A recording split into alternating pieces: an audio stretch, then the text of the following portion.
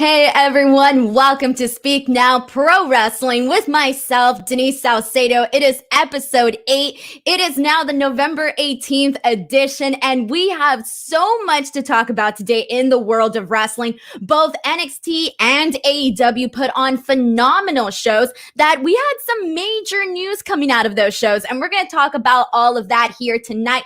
Plus, at the end of the show, I will be going over my Survivor Series predictions for this weekend. So much to get into. As a friendly reminder, I do want to let you all know that at any point throughout the stream, you are more than welcome to send a super chat my direction, especially if you are watching live. They are very much appreciated. This is a very interactive and fun stream, so I will be reading your chats. However, if you have a question, comment, or statement that you're like, I really need Denise to see this, then go ahead and send it in the form of a super chat, and I will definitely make sure to check it out. And thank you so much to everybody who has returned. I'm seeing so many familiar faces on here. First of all, let me give a shout out over to D-Train Riot Maker, who says DWO. Thank you so much, D-Train, for always coming on here and supporting this channel. We also have Kevin Nash is cool, who says, where the Twitch homies at? Hey, if you are a Twitch homie, go ahead and let us know here in the chat section as well. As you guys can always, if you're on the F4W Twitch channel, then chances are you've played my trivia games. You've maybe seen me make a couple of appearances on the Twitch channel. So I do hope we have a few of you all over here. Thank you so much to Andy R. Riggs, Andy R, who says, dang, Denise looking good. Well, not looking good, but looking with the firelets. I appreciate that. TR says, why won't you support Luke Owen? Oh, we'll talk about that later when I do the Wrestle Talk podcast. Alrighty, everyone. But again, we have so much to talk about in wrestling today. So let's get to the show. I'm feeling hyped, guys. So, you know what? Let's just start off with NXT. I think that starting off with NXT is probably the best way to go. So here we go. NXT, I have to say, the last couple of weeks have really been putting on really great shows. I think ever since Halloween Havoc, we've been sort of seeing maybe like better shows since Halloween Havoc. We've been seeing better performances, just an overall more cohesive show. So I do think that today, again, was a very solid episode. So let's start off with actually my favorite part of tonight's NXT episode, and that was Leon Ruff versus Johnny Gargano. So, okay, wait, hold on. Before we get to that, we do have a super chat. Thank you so much to Matthew Makovsky, who says, wanted to say congrats to Moxley and Renee, #support. We're going to talk about that because that was definitely one of the major news points from today. So we will talk about that once we get into AEW. But thank you so much, Matthew, for sending in this super chat. All right, so my favorite part of NXT today, Leon Ruff versus Johnny Gargano in a rematch for the NXT North American Championship. So last week when we came on to this show, we were all completely surprised and taken aback by the fact that Leon Ruff defeated Johnny Gargano to become NXT North American Champion. And a lot of us were surprised. So many people were like, who on earth is Leon Ruff? Who is Leon Ruff? Why did he win? And some people like me were very excited to see him win because I thought it was a nice surprise. I said last week that I thought it added really good element of surprise to NXT, something that I thought NXT was lacking. And then there are other people that didn't like it as well. So it really just depends on how you felt. Now, before we get into this match, cheap plug, I did get to interview Leon this like 2 days ago, yesterday even actually. And he is such, after doing that interview, all I'm going to say is I know why WWE decided to give this guy a chance, because his personality, he has so much energy. He just draws you in. It's absolutely incredible. So if you haven't checked that interview out that I did with Leon Ruff, check it out because I think it will give you really good insight into who Leon Ruff is. Plus, he also talks about how he found out he was winning the NXT North American Championship. He talks about how he thought WWE was playing a joke on him, and he kind of also gives some look into what Triple H and Shawn Michaels, the type of advice that guys like that gave to Leon Ruff. So it was a really interesting interview. If you guys haven't checked it out, make sure to do so. So anyways, so this week, I was expecting for Leon Ruff to win. Now, I thought, okay, either WWE is going to go back on this and it's just going to be a 1-week thing, but then everybody's going to be really mad about that. So I had a feeling that Leon Ruff was going to win, but I wasn't expecting him to have any sort of clean finish for tonight. I was expecting for him to end up getting the win on Johnny Gargano with another distraction. And here's what happened in the match. So before we get to the finish, I do want to talk about the way that Leon works the ropes. I thought was phenomenal. He showed some great agility during this match that if you haven't been paying attention to him, I think this match made you look at the stuff that he is doing. He moves very, very fast. So to be able to do all this footwork is really, really impressive. So I just wanted to go ahead and point that out. So they have this match.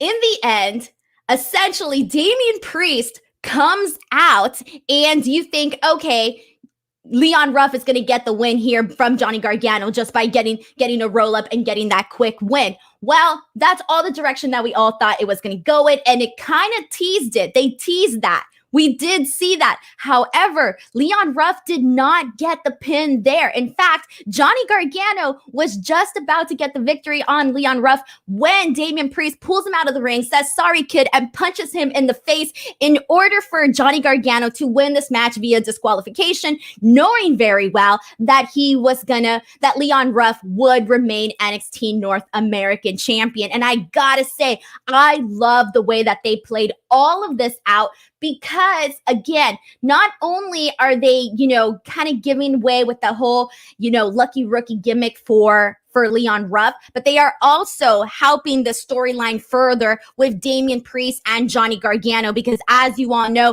Damian Priest got screwed out of that championship at Halloween Havoc, and now he is getting his revenge on Johnny Gargano. So I loved this. What did you all think of this? And we're going to talk about everything else that happened as well in this segment, but what were your thoughts on this? So Wrestling Fandom says, glad they have started rehabbing Leon Ruff and his entire North American title situation. Ruff is now a serious character and fighting champion. I'm so less furious now. Exactly. I think a lot of people were pissed because, again, they didn't know who Leon Ruff was. People don't like championships like this sort of, getting switched over very quickly. However, afterwards, we do get this backstage segment where it's William Regal, Damian Priest, and basically William Regal's telling Damian Priest, like, why'd you do that? You shouldn't have done that. Leon Ruff comes in and he basically tells him, look, I'm not a joke, and slaps Damian Priest in the face. I loved that. I thought it really gave him some edge, an edge that he didn't have, because again, he came off like as this very, just a rookie, really. Matthew says, has to lead to Leon Ruff versus Johnny versus Damian Priest. From the looks of it, that's where we're heading, because later on in the show, Damian Priest and Johnny Gargano were brawling in the ring, and Leon Ruff came out, got a good one on them, and basically told William Regal that he was willing to face the both of them. So I thought that they did very good in terms of really, again, pushing forth the storyline with Johnny and Priest, but also weaving in now Leon and actually making him seem like a legit contender. And all right.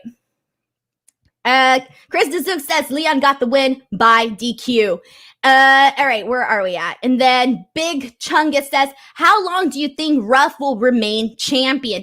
I do not know how long he will remain champion, but I kind of hope it's enough to where it does something for him. Like it already is, because we're talking about it. And now, they're really promoting his weak ass champion. And so I do think that we're going to be getting more of that, more of him as champion. And I kind of don't want them to take the belt off of him right away, because I do think they have something with him. And contenders like Johnny Gargano, somebody that's already well respected in NXT, doesn't really need the championship whatsoever. Now, I can't say the same thing about Damian Priest, because I did think he needed to be champion a lot longer. But I do like that they're putting it on a younger guy, a younger, fresher talent, and really just pushing him and doing something different. Okay, guys. So that's pretty much that. That was my favorite storyline for today for today. Nelson Wade has a question, says Leon Ruff or Lio Rush? Both incredible talents. Honestly, I was always a fan of Lio Rush in terms of his in-ring ability. All right. So after this, let's talk about Cameron Grimes, Dexter Lumis. They had their blindfold match. And I mean, this one was really, it was what it was. The match started out with Dexter Lumis just standing there as Grimes, was, working around him in the ring, basically trying to find him, your basic Marco Polo situation. In the end, the referee does get knocked out. So then Grimes is able to take off his blindfold. He thinks he's going to get one over on Dexter Lumis, but Dexter Lumis also takes off his blindfold, and they end up just working around the Capitol Wrestling Center. So this was really just there. Nothing really major out of that. And then we got two women's tag team matches this week on NXT. The first one was Indy Hartwell and Candice LeRae versus Kaden Carter and Casey. And we did have Candice and Indy coming out on top. And I got to ask you guys, what do you think of Candice and Indy as a tag team, duo? How did you guys feel about them? Overall, I thought this match was fine. It was a pretty quick match. I was expecting it to go a little bit longer, but considering that we got so many more matches out of this, I now know why this match wasn't as long. But how did you guys feel about seeing Candice and Indy as partners? Go ahead and let me know in the comment section. And while your comments come in, I will move on. We did get to see Kushida versus Arturo Ruas, which was a pretty good match as well. But probably not my favorite of the night. We do have a comment. Okay, here we go. Let's read this one. Kaiso25 Aeon says, Cameron Grimes entertains the hell out of me and should be a star in the future. At first, and I've said this before in the past, I didn't get the Cameron Grimes thing. It took me a while to get it. But when I did, I became such a big fan of his. And every time that he does something, I'm ready to see what he does. He has me in anticipation. I'm thinking, okay, Cameron Grimes is on my TV. What is he going to do right now? So yeah, I get it. I'm a fan. So yeah. All right. Matthew says, I think if one turns on the other, Indy will turn. Interesting. Kaiso also says, I like the idea of Indy and Candice. Yeah, they work very well together. And I think that was one of the things that I definitely noticed. All right, let's go ahead and move on then. So BTW, if you are watching live, make sure to take part in this live stream. Send in your chats. I will be reading them. Again, this is a very interactive live stream, and I love to read all of your thoughts and opinions, even if they differ from my own. Plus, if there's a comment that you really want me to read, make sure to send in a super chat. Also, if you haven't already, make sure to subscribe to this YouTube channel for lots of other content besides my own here each and every single Wednesday night. Make sure to subscribe to the F4W Online YouTube channel. We are heading in the direction of 100K, so make sure you all subscribe. All right, we do have a question actually from Terrell, who says, Denise, you said you watch both shows. Are you watching both at the same time or flipping channels back and forth? It'd be mind-blowing when you say you watch both at the same time. So I watch on my computer. I have Sling, and with Sling, I am able to press pause and press play, which you won't believe makes a hell of a difference. And I am able to watch both shows live, and I do have an hour afterwards, after the show, from the end of both shows to the start of this show, where I'm able to rewatch anything that I might have missed or just rewatch anything that I can in general. So I do have a little bit of extra time. So yeah, that is how I watch both shows. It is incredibly difficult to watch both AEW and NXT at the same time while live tweeting, while also taking notes for this show. So yeah, I do watch both of them at the same time. Wrestling Fandom says, Hartwell will improve under the Gargano's wing. I think she will too. And this is a really good spot for her because prior to this, it wasn't like she was, wasn't like they were doing anything major for her. Kevin Nash is cool says 2 eyes, 2 shows. Exactly. Loyalty Chisel says, Timothy Thatcher, not a fan of him at all. Feels way out of place in NXT. So I do have a comment about that once we get to that segment. I do have sort of maybe, I don't know, an unpopular opinion about that, but we will get there. All right, so let's continue on. So the second women's tag team match that we did get to see today was Ember Moon, Toni Storm versus Raquel Dakota. We did see Toni Storm and Ember Moon take the win.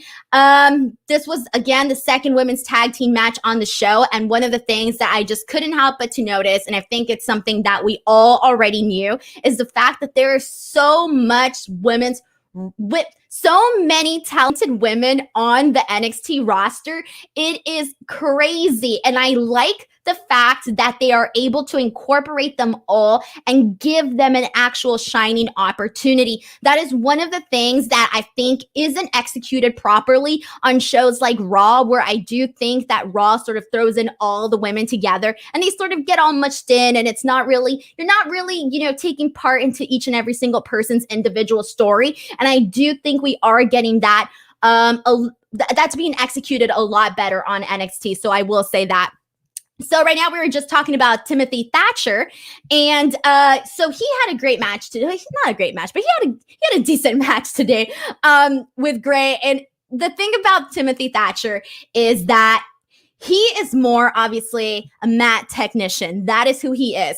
However, I do agree here with the last comment that we just read. I do think that he is more of a one-dimensional character where we're not really seeing anything else to further elevate him. So therefore, when Ciampa came out, it does sort of feel like a step down for Tommaso Ciampa now that he's sort of, heading into this, feud with Thatcher. So I do think that this does sort of feel like a step down, especially because I've come on here and I have said that I want to see Tommaso Ciampa work with somebody like Finn Balor. And that was honestly the direction that I thought we were going to see Finn Balor go in, but clearly it's not.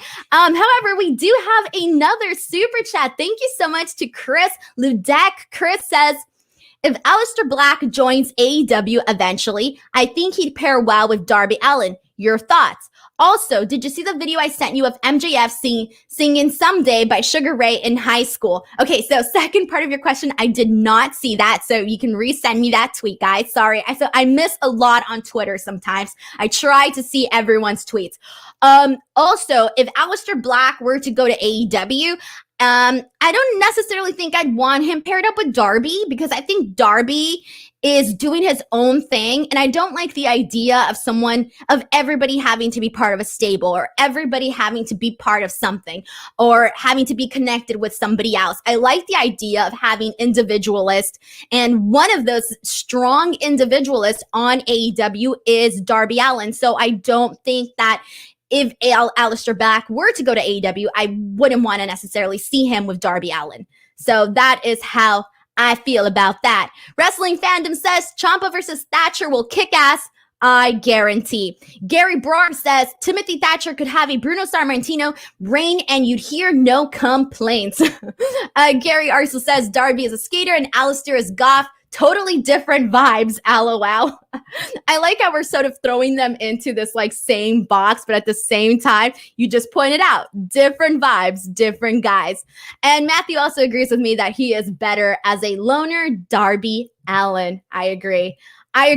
Let's continue on, because we did have some more stuff announced on NXT, and one of them was WWE WarGames is officially happening on December 6th, and that is really just a few weeks from now. I cannot believe how close this year is to ending. When I hear December, just the thought of the month December already happening, it's I don't believe it. I also think, so on social media, they also announced that Shotzi Blackheart and Candice LeRae have been announced as captains of their own respective teams. So it looks like we will be getting more information on that as the weeks go on. But again, War Games will be happening on December 6th. So the last two major things that happened on NXT were the main event, which was Io Shirai versus Rhea Ripley. And man, I just got to say, there is a huge, and I mean huge difference in the women's wrestling that we are seeing on NXT and the women's wrestling that we are seeing on AEW. I hate to say it, but there are levels, ladies and gentlemen, levels. And Io Shirai, Rhea Ripley, man, they were just the heck up here, guys. Great match. Rhea Ripley got her ear busted open and she's gushing blood. Io Shirai worked Rhea Ripley's left arm, and I love this because even commentary pointed out that Io Shirai was trying to, have her power removed, have the fact that she does all these big power moves. And this is something that she has on Io Shirai, and she was trying to work that down. Io Shirai did end up winning the match with a moonsault after power bombing Rhea Ripley to the table, which looked phenomenally as well. But this was awesome. This was a good match between two competitors that respect each other, and they did shake hands after the match. But guys, Rhea Ripley losing to Io Shirai does absolutely no negatives, no harm whatsoever to Rhea Ripley because it was such a good match, and it only further elevates Io Shirai as champion. And that's one of the things that we've been talking about, is really elevating your champion. And that's one of the things that we've been seeing that's been missing in a couple of women's title reigns. One of them, as we've spoken about before, is Shida on AEW. The other one that I have to add is Asuka on Raw. And obviously Sasha Banks just became champion, and I think we're seeing her go in a more positive direction. But in terms of your women's champions, I think that Io Shirai is one of those that is getting highlighted properly as champion. And then, so what did you all think about Io Shirai, Rhea Ripley, and the direction that they are all heading in? If you have any comments about that, go ahead and throw that in there. We do have a comment from D-Train who says, Toni Storm versus Io Shirai is still the match I want to see. I still feel Io will lose to Toni. They will tear the house down. Again, as I mentioned, so much incredible female talent on NXT. Chris Ledeck says, good point on not needing stables, but I feel like they could have a short run as a team before they break off and Alistair goes heel. Well, I guess we'll cross that bridge when we get there. I feel like it's still, like if that were to even happen, it still feels like very, very far away. And, okay. Matthew says, what if Rhea wins the Rumble? Charlotte wins the title from Asuka. Charlotte versus Rhea Ripley. Dude, they had a phenomenal match. I wouldn't expect anything less from them if they were to go at it again. All right, but now let's talk about the return of Finn Balor. Finally, guys, finally, he is back. As you know, he was out with a broken jaw in 2 places. We all saw that gruesome photo of him. And okay, so he comes out. He's starting to get the ball rolling, but Pat McAfee comes out and basically says, he calls him Mr. Broken Jaw Man, says he looks like a princess, basically tells Finn Balor that a lot has changed since he's left. And he tells Finn Balor that he should hand the belt over to them or else he would kill them, or he would wind up dead like all the others. Not kill him, wind up dead like all the others. And then Finn Balor responds back with this incredible line that I thought it was perfect. So Finn Balor says, easy for the mites to play when the cat's away, but the cat is back and look at what he dragged in. Oh, this line killed me, guys. It killed me. Finn Balor, that was such a good line. After this, Undisputed Era comes back and they run into the ring. They all start brawling together and the show essentially ends with everybody chanting, "This is awesome." And it really, really was, because they've been building Pat McAfee and their stable each and every single week to be legit competitors. And they've been getting us all hyped with that. We all know Pat McAfee has been killing it on the mic. So what they've been doing there is great. Then with the fact that they incorporated Finn Balor, who everybody was on edge and very excited to see him return. Plus then with the return of the Undisputed Era, it was just like all the stuff in the right places. Now, it was a little interesting to see Finn Balor incorporated into the segment. So I'm wondering, when it comes to WarGames, how this is all going to work. I'm wondering if Finn Balor is going to be teaming up with Undisputed Era.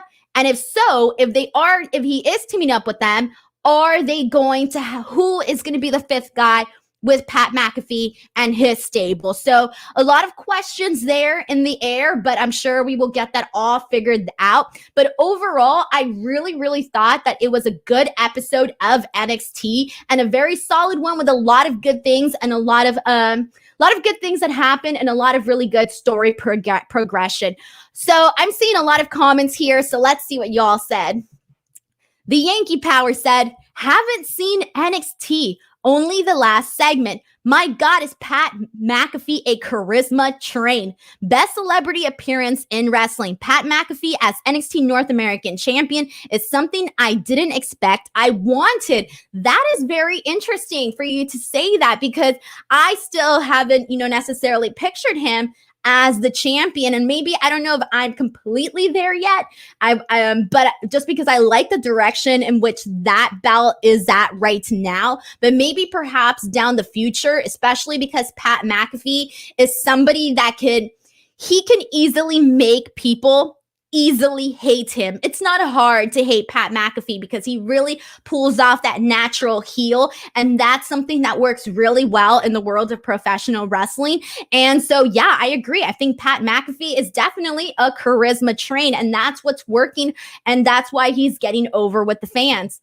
Wrestling Fandom says, love the Mice Cat line from Finn. And then obviously the return of Undisputed Era. Cole kicked McAfee right in the face. So much satisfaction. Yeah, I agree. It was really, really good.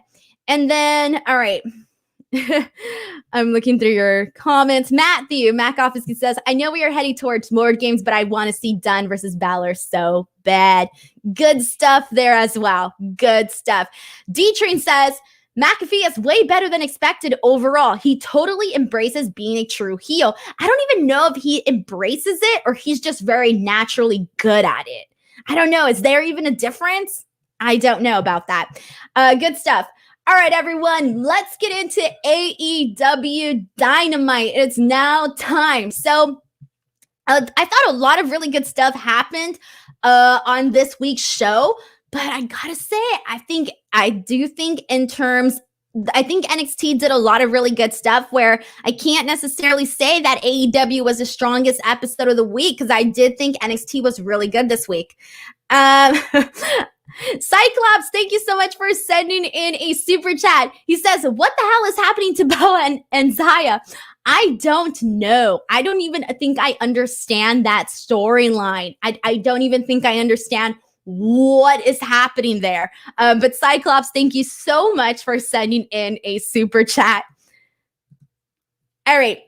Oh, we have a comment from Cheyenne Bador who says, I love NXT and I'm a diehard AEW fan, but man, NXT is awesome. See, I don't think you have to pick between the two, Cheyenne. And I've talked about this before, but I think we do get a lot of people that are like very pro NXT and a lot of people that are very pro AEW. And I don't think it should be that way. I think that if someone's putting on good wrestling, you're entertained. It shouldn't matter the brand that it's on. At the end of the day, if you're being entertained by something, I call that a win. So I think it's definitely okay to say, hey, I'm a fan of AEW, but I also watch NXT. Or hey, I'm a fan of NXT, but I also watch AEW. Now, we all know the world is not a perfect place, so that's not always going to fly.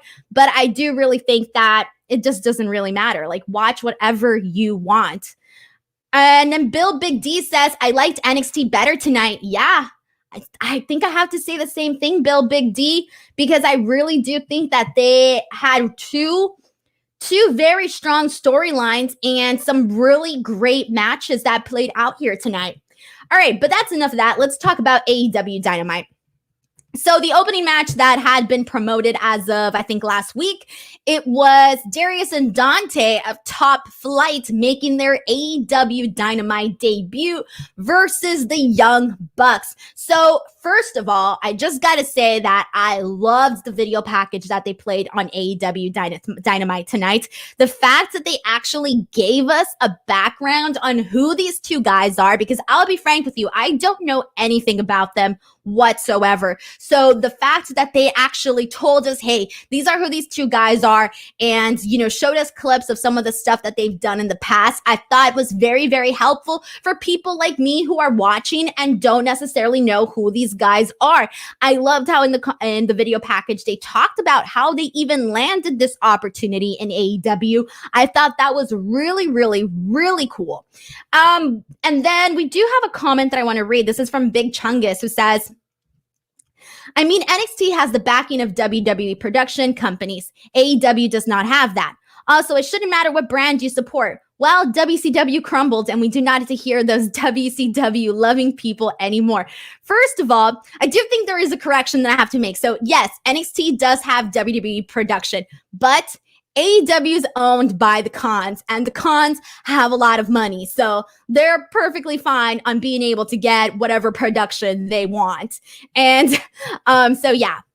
All right. Let's continue on. Where am I at, guys? No. Okay, yes. The opening match on AEW Dynamite. I'm reviewing 2 shows, everybody. Sometimes things get complicated around here.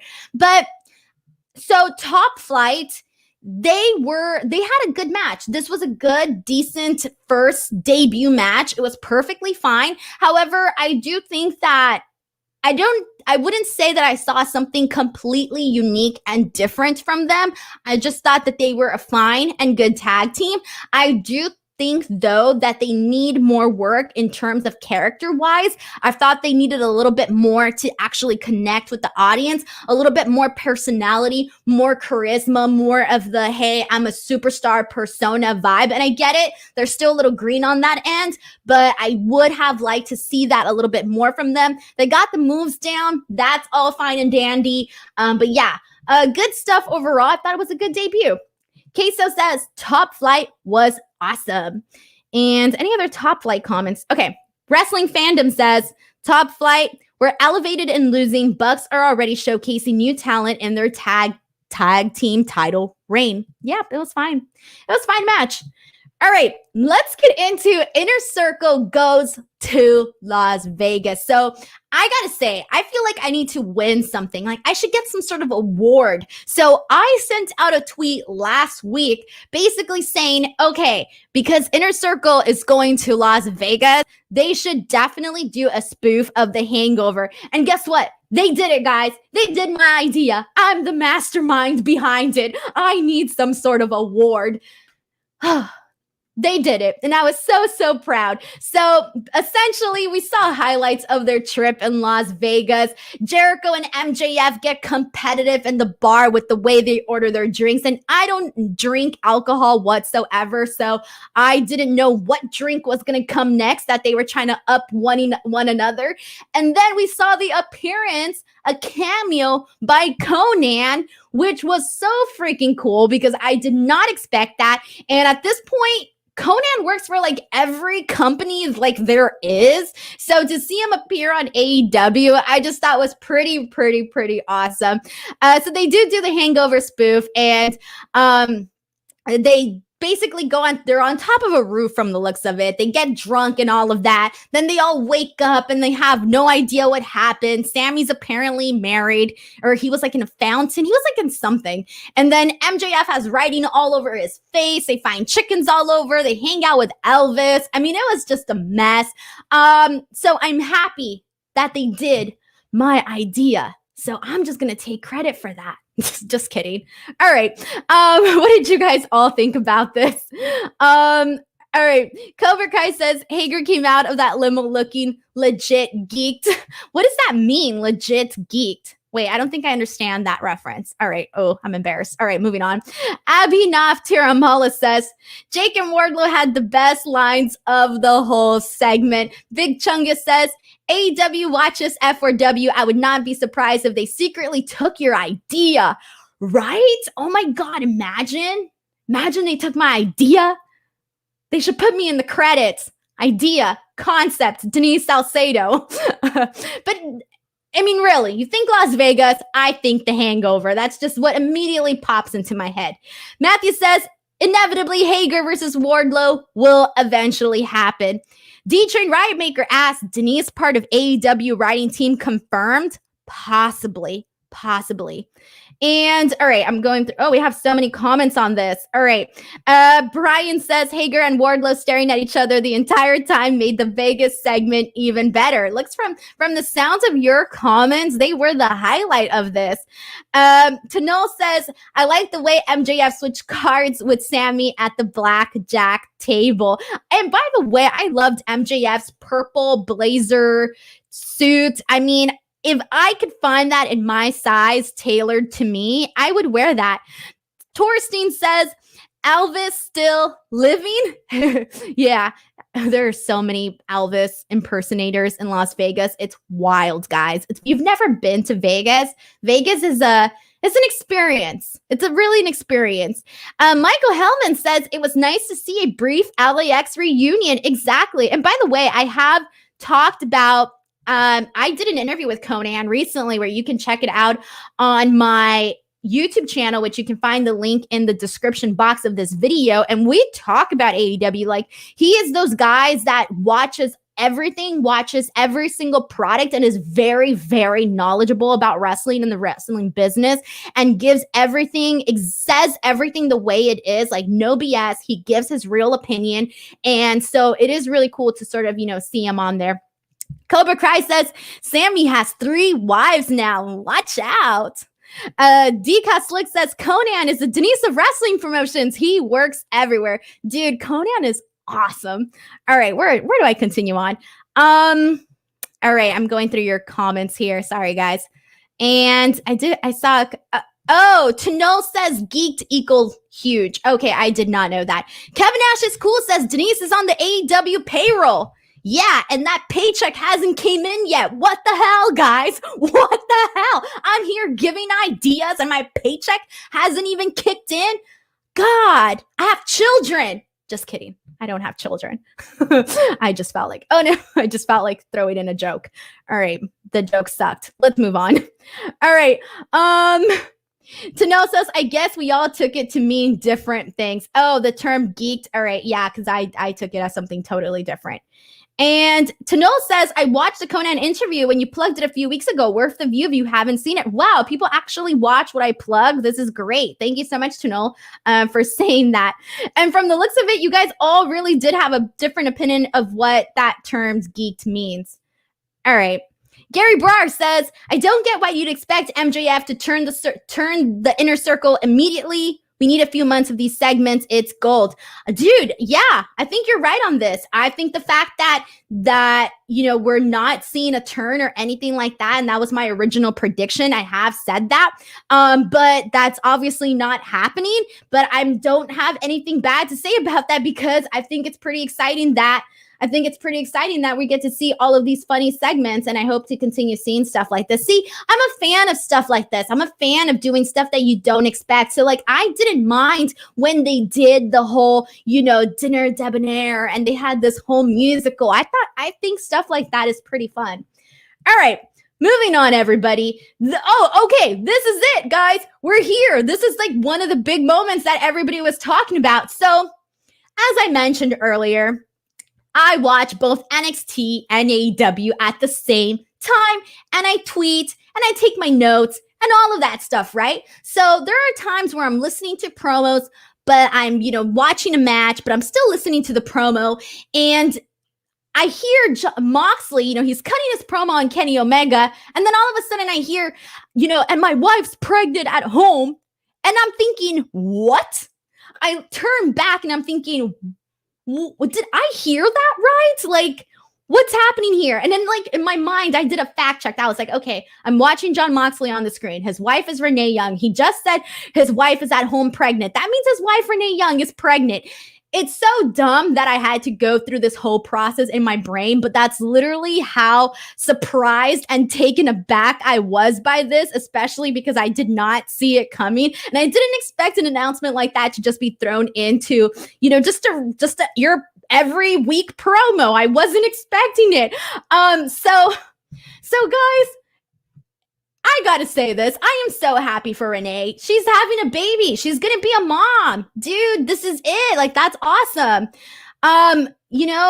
It's really cool. Yankee Power says, congrats to Renee and Moxley. It's Roman's wife's next, a Shield faction of babies. So many babies, guys. I feel like everybody's having a baby this year. Like, I know so many people who are having babies. Bloody Blue says, Denise, I was waiting over on Twitch. LOL. Bloody Blues, I'm so sorry. I totally MJF'd you. You did not get the proper email. You were at the beach and we were all at AEW Dynamite. I'm sorry, Bloody Blues, but yes, the show is on YouTube. It is on YouTube, even though you see a lot of promotion for it on Twitch. The show is on YouTube, which, yeah, it's on YouTube. All right.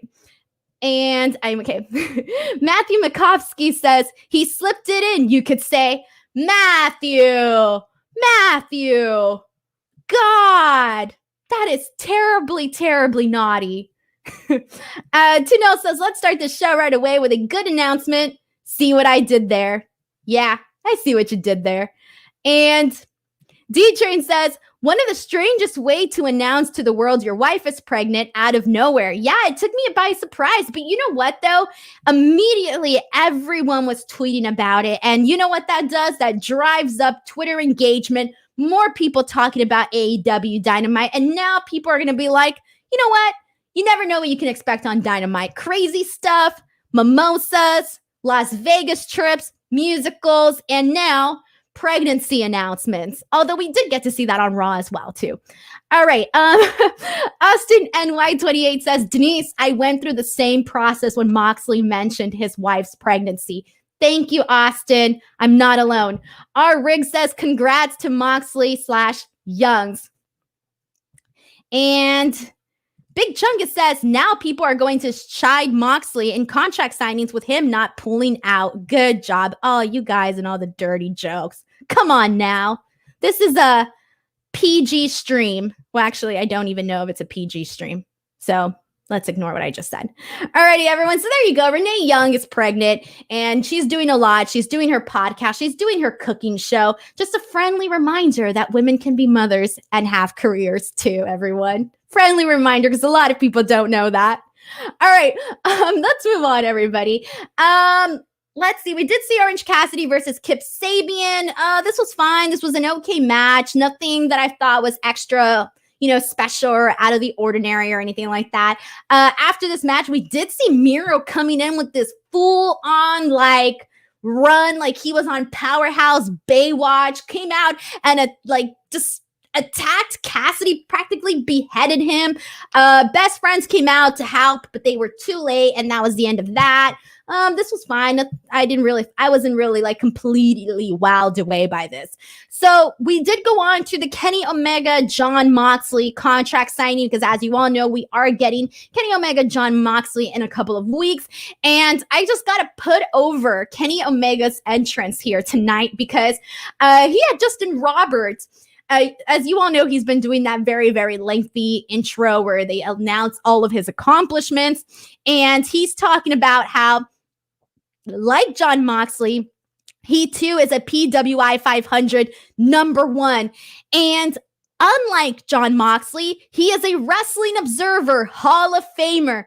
Guys, this part killed me. It killed me. I couldn't stop laughing at this introduction. It slayed me. It snatched my wig, whatever you want to say. This was hilarious. That one line did it for me, everyone. It was so funny. Cobra Kai says, Miro on Baywatch, the show I didn't know I needed until now. It was the run, everyone. He came in and he was just like, Rrr. It was like the most aggressive run that I'd seen. D-Train Riot Maker says, Miro doing nothing important again. So let me just say this. I like Miro. I'm a fan of Miro. I just had an interview with Miro. Again, cheap plug, check it out.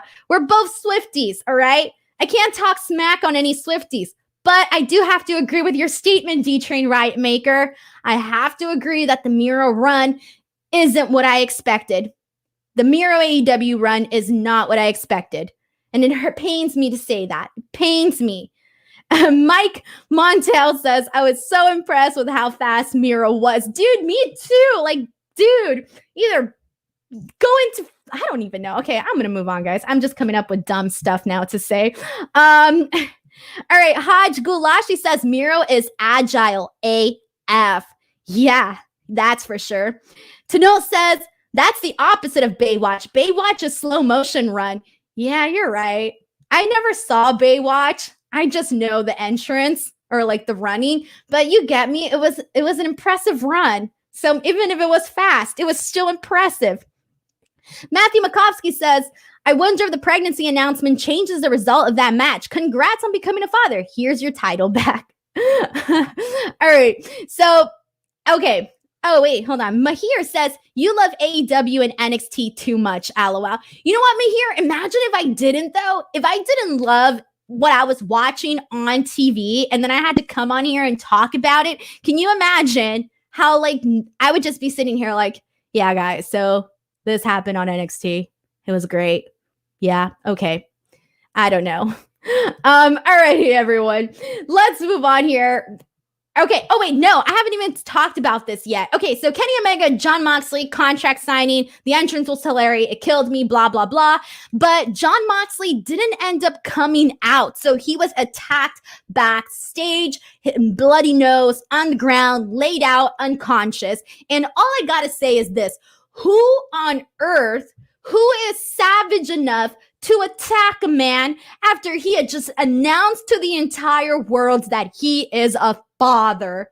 That is just so mean, so harsh, so uncalled for. In the end, Kenny Omega does sign the contract, but dang, that was savage. Who attacks this match like this? Thank you so much. Brian Heath says, Denise, exclamation point. Brian, thank you so much for coming on here to chat with me. All right. Let's see. Where am I at? I'm looking at your guys' comments here. Okay, Patrick Farrell says, was underwhelmed with Omega during the contract signing. Thought he had a good opportunity to cut a good promo, but he didn't say much at all. It was fine. I mean, it was what it was. Alrighty, everyone. So where are we at here? Oh, a lot of people are saying that they think... Oh, okay. Gary Barr says, please, for the love of God, be Kenta. Oh, in terms of who actually attacked him. Super Speedway fan says, a lot of people are on Twitter predicting Kenta as Moxley's attacker. Moxley's bloody nose looked like he'd just been given a go to sleep. I don't know, guys. I don't know who it could be. At this point, I think it could be anybody. But that's okay. That's why Gary Barr says, please, for the love of God, be Kenta. I haven't even had time to read what people on Twitter are saying, guys. All right. I didn't have time to read that stuff. So I need to catch up with all of that. All right. After this, we had Pac's return match, The Blade versus Pac. And I gotta say two things. One, I am glad that Blade got a singles match. And two, I am glad that this wasn't a squash match, because I thought to myself, okay, this is Pac's return match. He's gotta obviously get a win. All right, The Blade, maybe they put him in there because they see him as somebody that Pac can easily beat. So I was expecting a squash match, but it wasn't. And I'm glad that they did not do that, because I think that the fact that they didn't do a squash match gave The Blade much more credibility as a performer, especially because him, the Butcher, and the Blade have been a tag team that has been consistently being featured on AEW Dynamite. So you could say he's he's on a good spot on the AEW roster. So the fact that they put him up against Pac and didn't actually have him just get squashed, I love that. And I also like the fact that they played off the fact that, Pac may have some ring rust. He's really just returned, so he shouldn't be getting these easy victories, over somebody like the Blade. So I did like all of this, and I also liked Eddie Kingston on commentary. And then, so after this, Pac was about to start cutting a promo on Eddie Kingston, who again was on commentary, but this was cut short. He was about to address Kingston, but the Butcher attacked him before he could even continue. And then a lot happened here, so keep up with me here.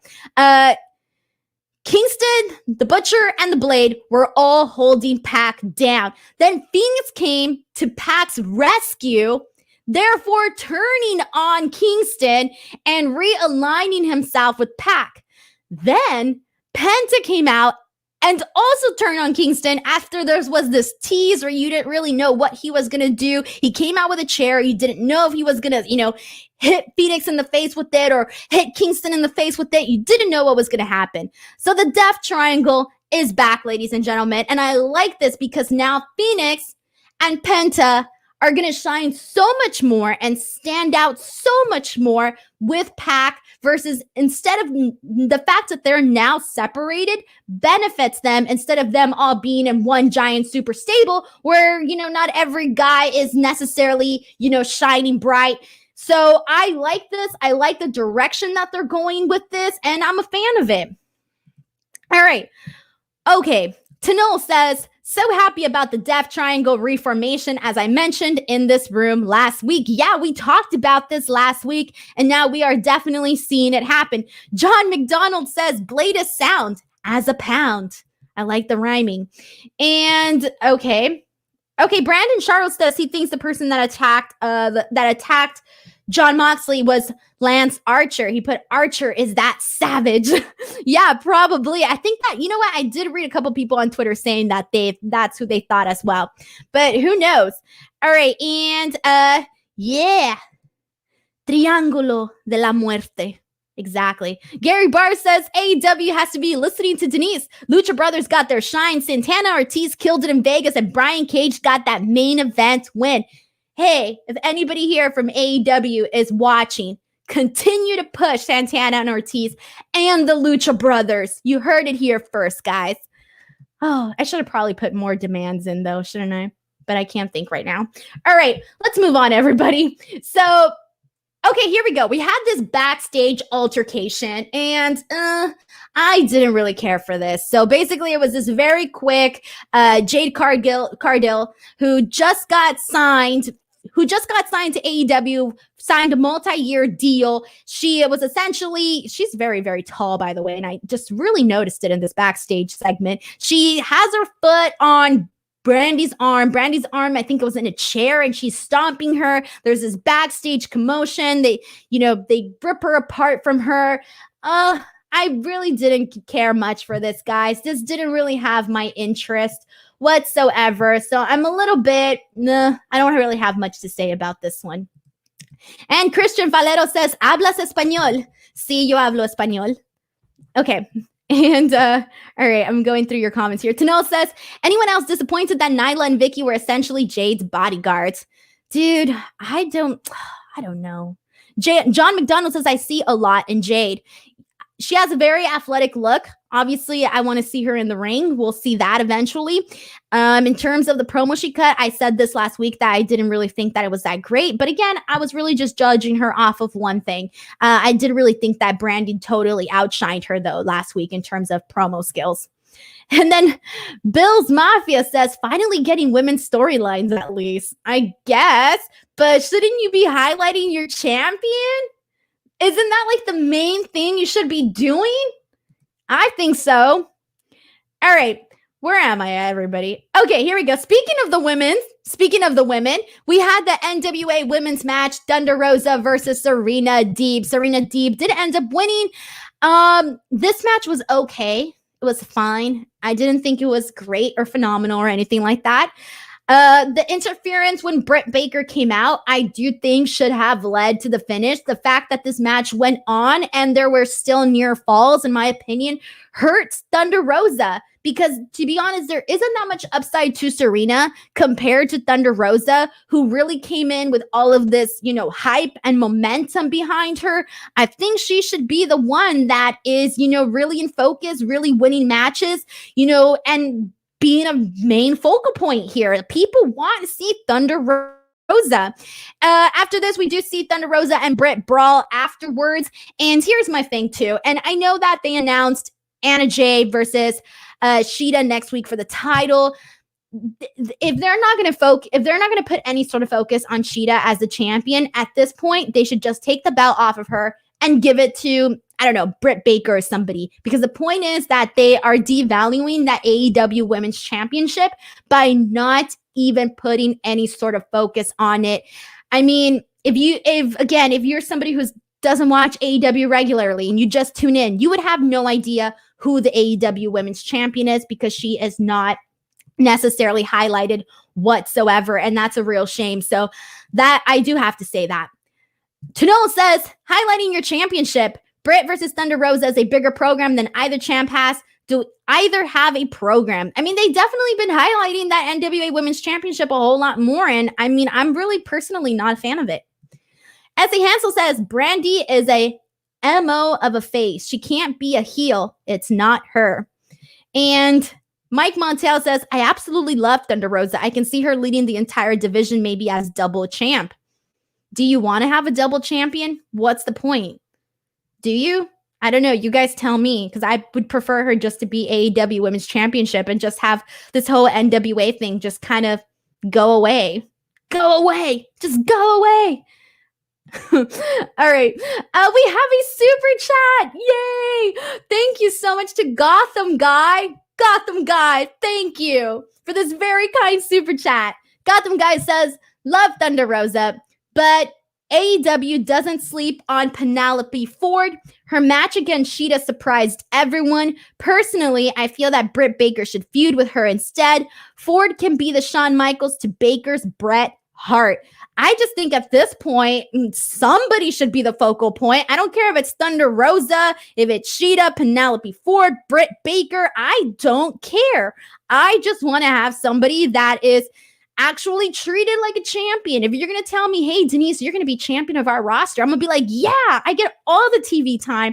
I would never expect to just be on the sidelines. Like, dude, I'm the champion. What the heck? Gotham Guy, thank you so much for this very generous super chat. You are awesome. All right. Okay, we have somebody with a difference of opinion, so I want to read this comment. Okay. John McDonald says, I like the NWA and AEW co-promotion.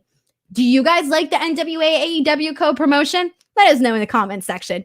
Michael Hellman says, I wish they put more effort into the AEW women's title story. Picture that they are doing the NWA. It just makes the AEW women's title seem useless. Thank you, Michael Hellman. We are on the same boat here. I completely agree. Matthew says he thinks Anna Jay should win. Book it. Like I said, I don't care who wins as long as the person that is champion is given the time, respect, and appreciation that a champion should get. Kush Money says, I'd love if the women got at least 2 decent segments, but that being said, I thought this was match of the night. Oh, I don't feel the same way, but that's okay. You are allowed to have your own opinion. And the Mad Dog Stuff says, I think there is a good chance that Anna Jay wins. You know what, the Mad Dog Stuff? I kind of agree with you. I think there is a really good chance that Anna Jay wins. And I'm scrolling through all of your comments. Brandon Charles Powell says, I feel like Shida works on Dark more so than Dynamite. Such a shame. Yeah, I really do agree with you as well. It really is a shame. Josh says the single promotion model is old hat. Isolationism style promotion doesn't work anymore. It's all about co-promotion. Yeah, but how much do you think AEW is benefiting from the NWA promotion? I think if anything, NWA is promoting is getting a lot more from the AEW promotion. So how much does AEW get from the NWA cross promotion? Like if this was, I don't know, MLW or something like that, or Impact Wrestling, I totally get this, but I'm not necessarily seeing it with the NWA promotion. If anything, it's doing more favors for the NWA than it is for AEW. And it's lessening. I wouldn't care if it wasn't lessening their bout. Since it's lessening their bout, that's where the problem and the issue lies. So yeah, but I do agree with you though. I do love the co-promotion. Definitely. Alrighty, everyone. Let's move on. And all right, let's get into the main event, everyone. So this is the main event: Brian Cage, Ricky Starks versus Cody and Darby Allin. Brian Cage ended up getting the victory for his team after pinning Darby after doing the top rope drill claw. This was a good match. I thought that everybody got an opportunity to shine. It was perfectly fine. I didn't think it was the main event of the night. I did like Io Shirai, Rhea Ripley more as main event of the night, but it was perfectly fine. And I do like the fact that they really have something with Darby Allin and Ricky Starks. And I'm excited to see, them go at it down the line. Afterwards, we did have post-match Ricky Ricky Starks and Brian Cage did continue to be on Cody and Darby Allin. And then afterwards, Will Hobbs came out and he this was surprising. So he ends up holding up the FTW bout, but then out of nowhere, he turns. He hits Cody Rhodes in the face with the FTW bout and aligns himself with Brian Cage, Starks, and Taz. And I thought this was great because, as you all know, this has been being teased on Dark, and they finally they finally made it happen. I think that his pairing with Taz, I think it's going to do a lot of benefits for him, guys. Good stuff. I thought it was a nice ending to AEW. A lot of good stuff. What did you all think about this? Let's see what you all say. All right. Gary Brar says, I noticed time and again that Will Hobbs never swung that chair at Team Taz boys for real. I felt this coming for a while. Wrestling Fandom says, Team Taz about to wreak havoc with some willpower. Torstina says, nice show, Denise. It is not over yet. We still have to do Survivor Series predictions. All right. Wrestling Fandom says, everyone saw this heel turn coming and it was still awesome. It doesn't matter. Even if something is predictable, it doesn't matter as long as it's executed properly. Cyclops is better than Wolverine says, Ricky Starks always outshines Cage with his charisma. Yeah, Ricky Starks, dude, there is a lot, and he has a lot. He has a lot. I can see a bright future for him, but don't underestimate Cage. He's impressive. Not everybody can look like that, be that size, and move like that. That is really, really a really, really good thing to have. And that's why I personally like seeing Cage on AEW each and every single week. All right. Going through your comments. Okay. Austin NY28 says, I agree with you, Denise. Hobbs joining Team Taz was a great ending to Dynamite. I agree too. LL Ladd says that it was a good episode. I agree too. Matthew Makovsky says, had a feeling with Faith. Okay. Had a feeling with Will Hobbs, to be honest. Also, Denise, you'll love my first part of my mailbag question if it's read on Friday. Oh, okay. I'm excited. Hi, I'm MJ says, I'm not feeling this chick out. First of all, MJ, I'm not a chick. My name is Denise Salcedo. Learn it, bro. And you're always welcome on the show once you start feeling me out. Oh, wait, that sounded wrong. Oops, I didn't mean to say it like that. Cyclops, I just read your comment, excuse me. And Chris Cage 2X says, Team Taz got some willpower. Exactly. S.A. Hansel says, Will Hobbs, my man. I'm seeing a lot of Will Hobbs fans here. That is awesome. Alrighty, everyone, it is time. So we wrapped up AEW and NXT here tonight, but we are now going to get into our Survivor Series predictions for this evening. Now, we all have, we can all say all the things that, we don't like about, how they've been working up to this pay-per-view, but there are some pretty good matches listed on here. So let's talk about the first one. Let's start off with the 5-on-5 Men's Survivor Series elimination match, which is the Team Raw is Matt Riddle, Braun Strowman, Keith Lee, Sheamus, and AJ Styles. Team SmackDown is Seth Rollins, King Corbin, Kevin Owens, and Jey Uso, with one more to be named. So in terms of this match, the build to it has necessarily not been interesting whatsoever. However, I am sort of looking forward to it because I am expecting a lot of cool spots from this match. And because they have so many good workers for this match, I am expecting it to be pretty good. But I'm going to go with Team Raw, everyone. Team Raw is my pick for the 5-on-5 Men's Survivor Series elimination match. And then we have the 5-on-5 Women's Survivor Series elimination match with Team Raw being Nia Jax, Shayna, Lana, Peyton Royce, and Lee Evans. I count 1, 2, 3, 4, 5. Right, yes. And then SmackDown, we have Liv Morgan, Bianca Belair, Ruby Riott, and 2 more spots are left over. The fact that 2 more spots are left over and we have Survivor Series this weekend is a little bit, nerve-wracking, but okay, we have 2 spots left there. We don't know what will happen there. Again, For this one, I am thinking, okay, so everybody's talking about Lana being the sole survivor, and I do definitely think that is going to be the payoff of this match. So I do have Team Raw winning, but just a prediction. I'm going to throw out a prediction. So we've been seeing that table spot a lot where Nia Jax puts Lana through the table. I don't know how. I don't know how. My prediction is we're going to see Lana put Nia Jax through a table, and I know they're on the same team, but I don't know how, but it's going to happen. And I don't know how it's going to happen, but it's going to happen. That's it. That's my bold prediction. It's going to be funny, everyone. That's what I'm expecting. United States Championship, United States Champion Bobby Lashley versus the Intercontinental Champion Sami Zayn. My pick here is Sami Zayn. I think that he's going to win with some, underhanded tactic. You all know that he's been winning matches in very interesting and creative ways, and it just goes with his character. So I do think that Sami Zayn is going to be winning, and it won't hurt Bobby Lashley. He won't lose any sort of credibility, and Sami Zayn can brag to no end about defeating Bobby Lashley. Moving on. Raw Tag Team Champions, The New Day versus the SmackDown Tag Team Champions, the Street Profits. My pick for this one is the Street Profits. I think this is going to be a good match, and I think they deserve a win over the New Day. And I think, if anything, this might be the funnest match of the evening. So I'm looking forward to it. Two more matches. Raw Women's Champion Asuka versus SmackDown Women's Champion Sasha Banks.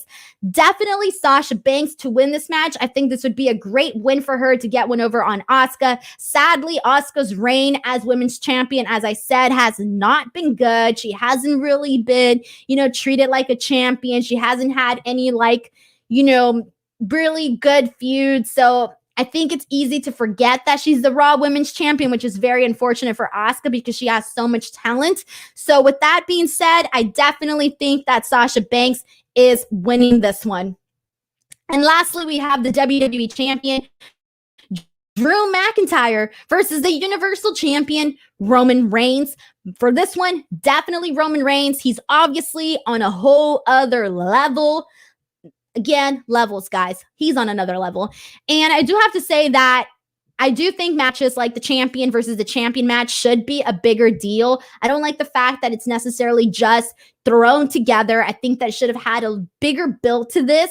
And with Drew losing the title and then just winning him back on Raw this Monday, it feels like a very last minute decision. And it really, with SmackDown, that whole Roman Reigns Drew segment, it really foreshadowed like the following 2 weeks. It foreshadowed the fact that Drew McIntyre would be winning his title back from Randy Orton, even though that was a phenomenal match on Raw. It still foreshadowed it. And it obviously foreshadowed the fact that we would be seeing Drew McIntyre versus Roman Reigns for Survivor Series. So those were my thoughts on the show. What did you all think in terms of any matches you're looking forward to for Survivor Series or anything of that?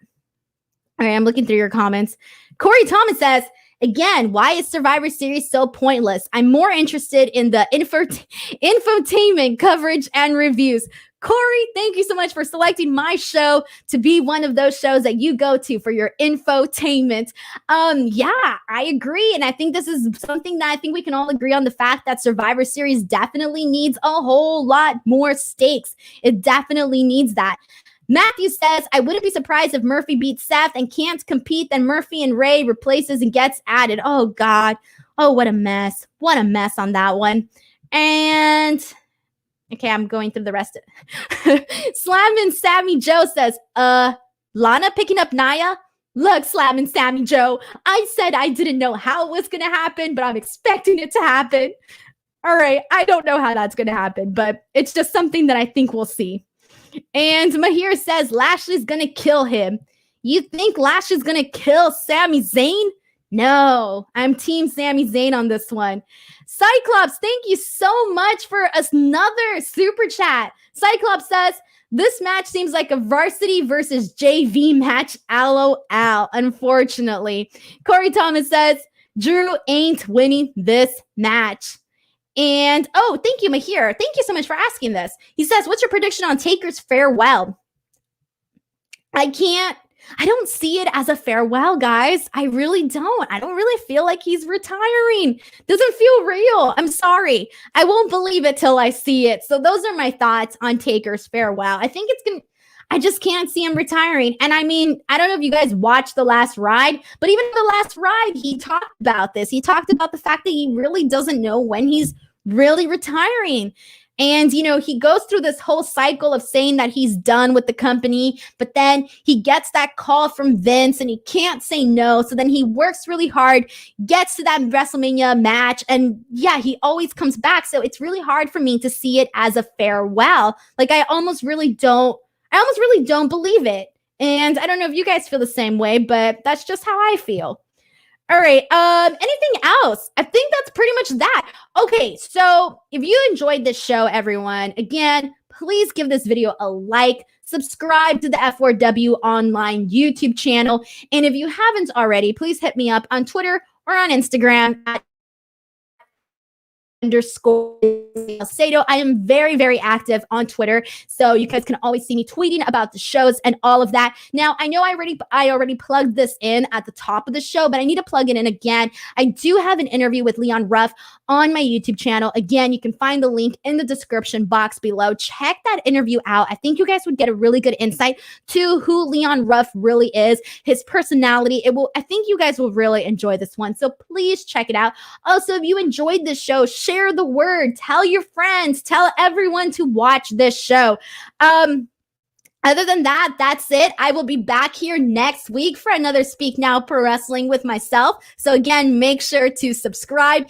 And again, subscribe to my YouTube channel as well. You can find the link in the description box below.